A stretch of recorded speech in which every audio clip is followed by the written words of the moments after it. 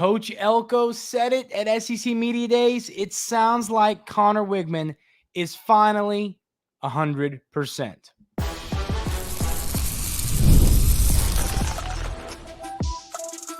You are Locked On Aggies, your daily podcast on the Texas A&M Aggies, part of the Locked On Podcast Network, your team every day. Welcome on into Locked On Aggies. I'm your host, Andrew Stefaniak. Thanks for making Locked On Aggies your first listen every single day. Today's episode is brought to you by our friends over at FanDuel. Make every moment more as playoffs wind down, the sports stop sporting like we want them to. But this summer, FanDuel's hooking up all customers with a boost or a bonus daily. That's right. There's something for everyone every day all summer long. Visit FanDuel.com to get started. So we have some more SEC Media Days topics to get into. And I think the first one, the most important one that we're going to discuss today is what Coach Elko had to say about Conner Weigman. We're going to talk about what he had to say about Conner Weigman in reference to getting healthy, in reference to is he for sure the starter. We are going to have all of those conversations today right here at Locked On Aggies. So here's the first quote from Coach Elko. He says, he's healthy now. Like I said, he would be. We knew that was coming. It just was not there as quick as maybe we needed it to be for spring ball. We were never going to have a record coming in this. We were never going to have a record coming out of spring ball. So there's a lot of people concerned about that, but Coach Elko says he never was. I was trying to calm you guys down, you guys being the media, which is fair for him to say about me. But you guys down there for a while. He's running now. He's full speed. He's doing everything we are doing from an athletic standpoint, running, conditioning, cutting, and all of that. And then he says he's getting really confident in where his body is, which was the first part. That was the hardest part when you come back from an injury. It takes a mental toll on you. These kids want to play, and certainly Conner does not want to sit out. He does not want to be unhealthy through spring. That all takes a toll on you. So him being healthy now and able to go out, you're starting to see that energy. You're starting to see him really come into himself. Obviously, it's going to be really important for us to get good quarterback play this fall, which, yes, Coach, it is going to be important to get good quarterback play in the fall. And I don't think you're going to have any issue seeing that. I've made it very clear. I think that Conner Weigman is going to have an incredible season. I think he's got a lot of good football to play this year. I think the getting healthy at the right time thing is so huge. Because I'll tell you this, I think that coach speak is a real thing. I think that for the most part, Coach Elko is pretty good about not doing the whole coach speak thing. I think he's pretty honest, which I respect and I appreciate, knowing what I do for a living. But during spring, this whole everything going on with Conner Weigman and the injury, it was a little, I'm trying to think of the right word to use. I was concerned because just, it was okay. Hey, this was supposed to be a few-month injury, and we're now way past a few months, and he's still not healthy. What's going on here? So, and then we heard, I think it was before the spring game or a few months ago that he's getting close. That is after spring, it might have been, but that is when I started to feel better. When I heard, okay, he's getting close. He's not fully there, but he's getting close. That is what I wanted to hear. Now, I also wasn't super concerned knowing he was participating in things in the spring, despite not being 100%. Just because, it's like, okay, hey, if he's, 90% in spring, he should be good to go when the fall comes around.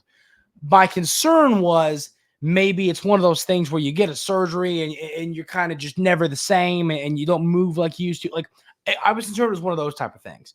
But it sounds like Conner Weigman's healthy. Conner Weigman is ready to roll, and you need a healthy quarterback, and you need a good quarterback to be a good football team, and I think the Aggies have that in Conner Weigman. So it's really, really good to see that he's healthy. He's feeling good, and he's ready to rock and roll. It's good to hear that. I was concerned. And I've voiced that here at Locked On Aggies, as you everydayers know. I was a little bit concerned that, he was progressing slower than we had hoped and imagined this injury to be. And is he going to be good to go? But so it sounds like he's healthy and he's doing everything. And that's really good to hear. Now, here's our other conversation we're going to have. And I think this is a fun one because I do think it a little bit puts to bed is there a real battle here? Yeah. So let me read this quote. Coach Elko at SEC Media Day said, he is certainly the starter day one of fall camp, but there is competition at every position. I do not think you ever want to have anything locked in your program, and that is everybody. We have told Terry York, we have told Trey June, we have told Shamar Turner, you don't want a program where the best player does not play. So Conner is our guy. We have a lot of confidence in Conner. It is going to take a heck of a job for someone to come in and beat him out. If someone comes in and has clearly elevated his play, you want to make sure you are playing the guys who give you the best chance to win. So, ladies and gentlemen, I do believe that quote puts to bed is there a quarterback battle? You can no longer talk me into there being a quarterback battle. I think this truly says, hey, it is Conner Weigman's job. I think that it is his job, and I think that it should be his job. As you all know, I say this all the time. I think that Conner Weigman is a great quarterback. I understand how his upside is so high. He's got this NFL upside. He's a player who really could have a breakout season and just flat out take the SEC by storm this year. I also like, and I've said this before, I don't think there's a need to name a starting quarterback right now. There's no need to.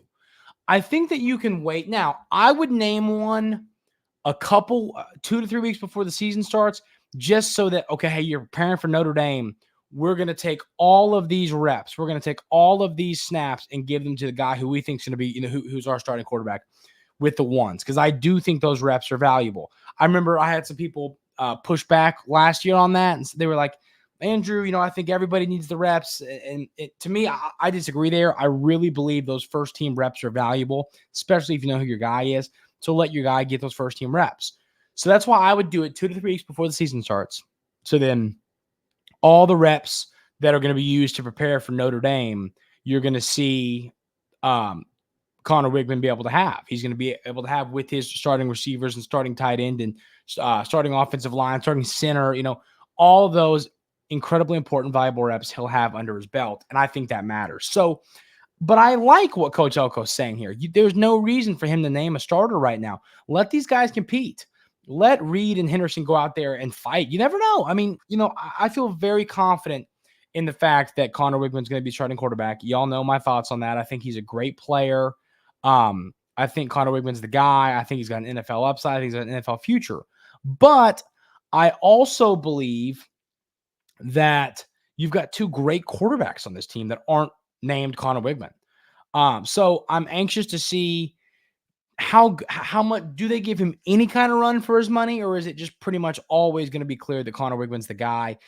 I've never really believed there was a quarterback battle this offseason. I really never did.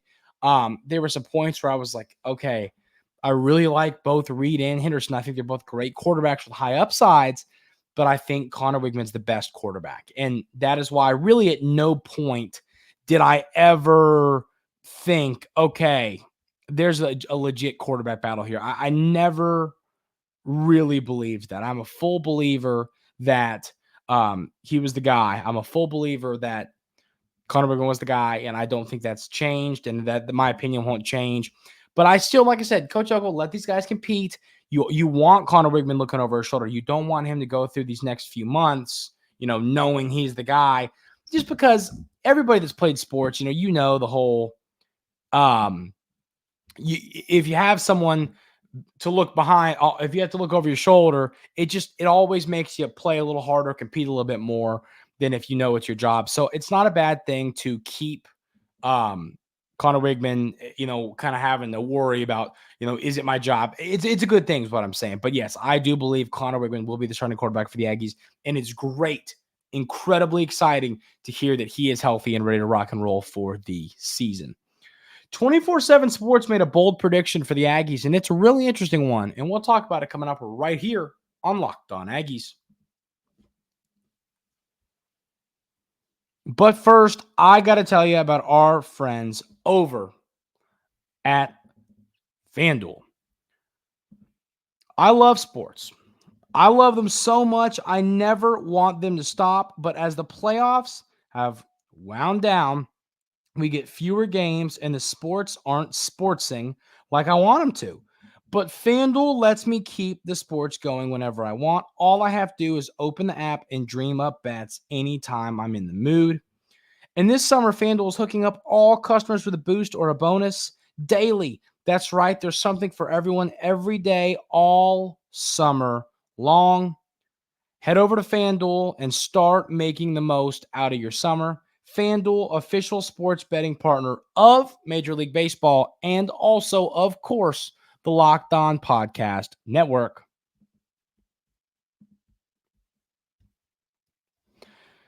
So, got an interesting, bold prediction here from 24/7 Sports. And I like this one. I think it's a different bold prediction from some of the other ones for the SEC schools. So, let's go through some of these. I'm trying to find one that's a good one. Okay, like Kentucky, all Kentucky's losses will come against top 15 teams. Arkansas, Landon Jackson develops into Razorbacks' first day one pick since 2008. Missouri takes considerable step back defensively. Auburn, Peyton Thorne is not Auburn's starting quarterback for the end of the year. Like, there are some interesting, bold predictions here. Texas A&M's is a little different, but when I first read the hot take, I was kind of like, what? And then I read the quote behind it, or the blurb around it, and I think it's a good statement here. So let's go through this. So from Brad Crawford of 24/7 Sports, we talk about his stuff a lot here on the show. He's a great writer, does a great job. So I do go check him out. His hot take is Aggies and Mike Elko stock will rise in September. Then the quote says this: few are taking Texas A&M as a playoff team this fall, and neither are we, but this program will be one of the opening month's top stories when they start 4-0 with wins over Notre Dame and Florida, entering the neutral site battle against Arkansas at AT&T Stadium on September 28th. This roster was rebuilt through the transfer portal, and quarterback Conner Weigman is a hot starter after throwing 8 touchdown passes over Texas A&M's first 3 games last fall before getting hurt. If you're buying low in July, take the Aggies. I love this quote. I really do, because, it's we talked about the whole quiet offseason conversation on yesterday's episode of Locked On Aggies, and I think this is a great example of what we're talking about there. The quiet offseason, a lot of people just are not talking about the Aggies. We've discussed that. We know that. That's just the reality. Now, I think that people at media days, I think what Coach Elko went up and said on stage, I think people are starting to, but they're starting to buy into the hype, but it's not they're going to go 12-0 and then go on a run in the playoff and win the whole thing. It's not like that. It's like, hey, the Aggies could win 9 football games. Like, that's the hype I think people are starting to buy into. And it's something that I've been selling here on this show for a while now, as you everydayers know.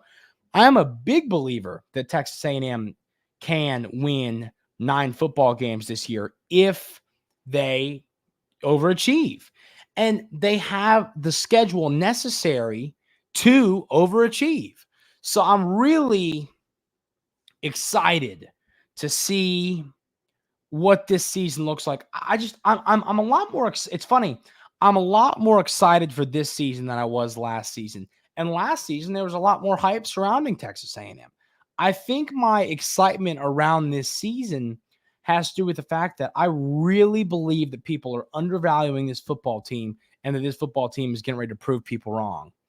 And that is special to me. I think that this team really is going to prove people wrong. And when I say prove people wrong, I don't think people are wrong necessarily about Texas A&M. I just don't think people are right enough about Texas A&M. A lot of people are saying the Aggies can win 7, 8 games. And I think that's true. But I think there's some people starting to buy into the hype of, hey, this team can win 9 games. If they take care of business in a couple games, they maybe shouldn't win at home. And that's what 24/7 Sports is saying here. Now, my only pushback to this quote is this.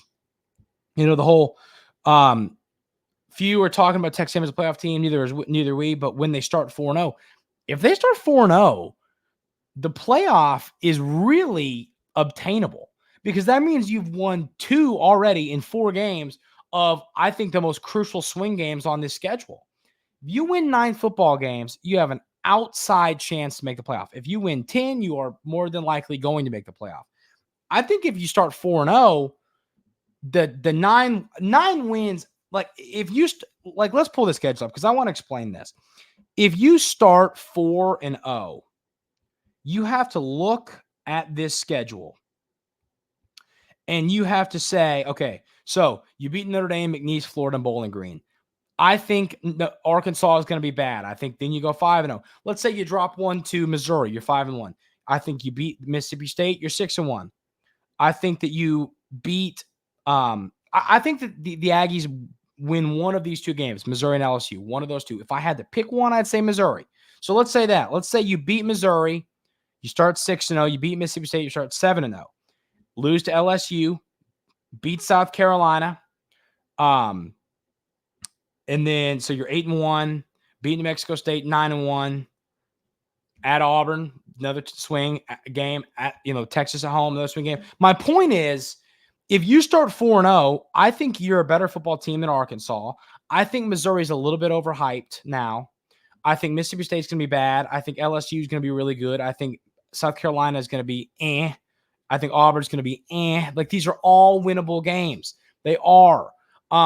So if you start 4-0, now that's going to be tough because I think playing at Florida and playing Notre Dame, those are 2 of your toughest games on the schedule. Now, if you win those 2 games, as 24/7 Sports predicted the Aggies to do in this article I'm talking about, that is when 9 wins. I almost feel like if you don't win 9, so that means you have to win 5 games against Arkansas, Mississippi State, South Carolina, New Mexico State, Auburn, LSU. So of those games, Missouri is winnable. Mississippi State, winnable. South Carolina, winnable. New Mexico State, obviously you should win that game. Auburn, winnable. LSU is winnable. I think that all of these games, we're going to get to the Texas conversation later. I know a lot of people are buying into the Aggies can beat Texas, and I believe they can. I believe Texas A&M can beat Texas. It's at home. But I think Texas is the best team on Texas A&M schedule. I do. And I hate it. And I hate sitting here and talking good about Texas. They're our rivals. I don't like doing it, but I also have to, you know what I mean? I can't just sit here and say things that aren't true. Texas, in my opinion, is the best football team on the schedule. And, but if you're telling me you can't win 5 games against, let me do the math. Yeah, if you can't win 5 games against Arkansas, Missouri, Mississippi State, LSU, South Carolina, New Mexico State, and Auburn, I think you very well could win 5 of those games. Now you got to play on the road against Mississippi State and South Carolina and Auburn, and those are teams that are not great, but they're going to be okay. They're going to be serviceable. Playing in a road environment is never easy. Like, there's things that are playing against the Aggies, but I'm just telling you right now, if they start the season 4-0, I think 9 wins very much is in play. Very much is in play, knowing that 2 of the most difficult games are out of your way and you won them. That's when 9 wins for sure, and an outside chance at 10 becomes realistic. But you got to do it. We can sit here and talk about it all you want, but at the end of the day, the Aggies have to do it. So I think it's a great article. And once again, I think if Texas A&M does start 4-0, something special is definitely ahead for the Aggies. Great article there. I recommend going to read that from Brad Crawford because they gave a bold prediction for each team. It's a really, really good article. I think Noah Thomas is going to have a massive season. I'm going to tell you why, tell you my thoughts coming up right here on Locked On Aggies.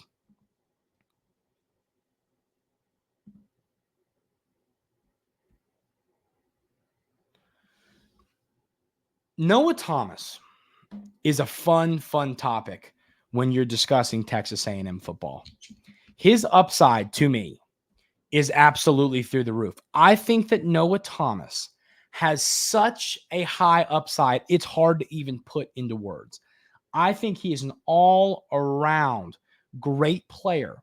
I don't think that he has fully reached that potential yet. And I think that's clear. Last season, he's on and off the field. Let me pull up his numbers from last year. Last season, he was on and off the field. But now, he's ready to rock and roll. They're working on getting him healthy and getting him, stronger, not healthy, getting him stronger where he can stay on the field. So last year, he had 29 catches for 359 yards and 5 touchdowns. Now, the kicker here was that he had 3 touchdowns in the first game. To know that he only had 3 touchdowns, he had 3 touchdowns against New Mexico and then finished it with 5 was a bit shocking. When he did that in game 1, I was going, man, does he have a shot at double-digit touchdowns? And he only played in 1, 2, 3, 4, 5, 6, 7, 8. He played in 9 games. So, was a little banged up last year, and I don't think he reached his full potential. I think that Noah Thomas's potential as a 6'6" receiver, he can go up and get the football. He's a great player. He's got a really high upside. The key is going to be keeping him healthy. You got to keep him healthy. I think that's going to be incredibly important. You got to keep him on the field, got to keep him healthy. I also think that you do got to work on getting him stronger. Coach Moffitt up there, and that's what Coach Elko said after the spring game was, hey, Noah Thomas, we got to bulk him up a little bit, but when we do, he could be a great player. We've talked about this all off season long, how we need one of these receivers to step up and be the guy. Could it be Noah Thomas? I think there's a world where it is Noah Thomas. I think he's a player that we forget how good he is because he was in and out of the lineup last year. If he's on the field for 12 games, I think he is a guy who could put up 700-800 yards and have 9 to 12 touchdowns in that range, something around there, with an outside chance to add 1,000 yards. I mean, he's fast, he's strong, he's tall, he's a receiver who can truly do it all. That was kind of like a Dr. Seuss. I'm gonna have to listen back to that. But an unintentional Seuss is what we call that. But he's just a guy with a ton of upside. Upside is the word right here. Noah Thomas, upside, all caps. He has a ton of it. And I cannot wait to see if he's going to be able to tap into it this year. I think the coaching staff knows what they have in Noah Thomas, and I think they want to try their best to get everything out of him. And I think they're going to do it. So Noah Thomas is the guy right now. I keep going back and forth with Moose and Ja'Day Walker, with who I think is going to be this guy. It's an opinion. I swear to y'all, it changes for me like once every few days. But right now, I think Noah Thomas is going to be this guy. It's the more I hear people talk about him, the more people are buying into the hype. I think he's a guy who has all SEC type of upside, all SEC potential. So yeah, I'm all in. Noah Thomas is going to have a special season. Let me know in the YouTube comments, do y'all believe that Noah Thomas can lead this team in receiving? Does he have that kind of upside? I'm curious to hear y'all's thoughts on that in the YouTube comments. That is going to do it for today's episode of Locked On Aggies. Thank y'all so much for being here every single day. Really, really do appreciate it. If you haven't already, hit that subscribe button. We're getting really close to 2,000 subscribers. So I really appreciate all y'all and the support for this last year and a few months, and keep hitting that button. It really, really helps the show. Hope everybody has an outstanding rest of their day today, and we will see you tomorrow right here on Locked On Aggies.